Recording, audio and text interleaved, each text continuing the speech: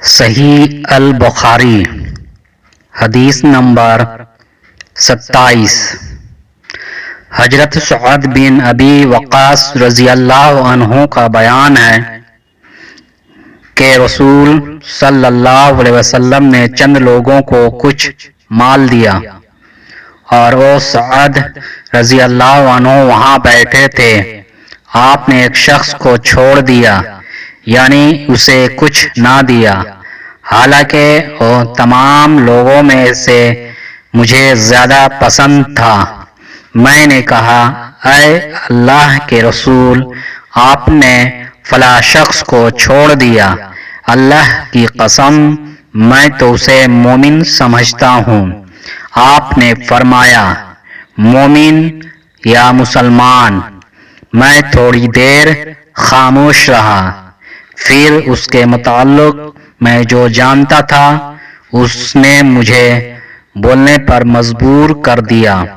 میں نے دوبارہ عرض کیا، آپ نے فلاں شخص کو کیوں نظر اندازی کر دیا؟ اللہ کی قسم میں تو اسے مومن خیال کرتا ہوں۔ آپ نے فرمایا، مومن یا مسلمان؟ میں پھر تھوڑی دیر چپ رہا، پھر اس کے متعلق جو میں جانتا تھا اس نے مجھے مجبور کیا، تو میں نے تیسری مرتبہ وہی عرض کیا اور رسول اللہ صلی اللہ علیہ وسلم نے بھی وہی فرمایا۔ اس کے بعد آپ گویا ہوئے، اے سعد، میں ایک شخص کو کچھ دیتا ہوں حالانکہ دوسرا شخص مجھے اس سے زیادہ محبوب ہوتا۔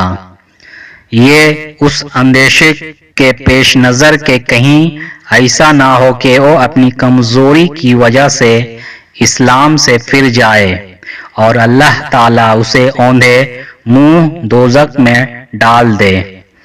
اس حدیث کو یونس، صالح، معمر اور زہری کے بھتیجے نے بھی زہری سے روایت کیا ہے۔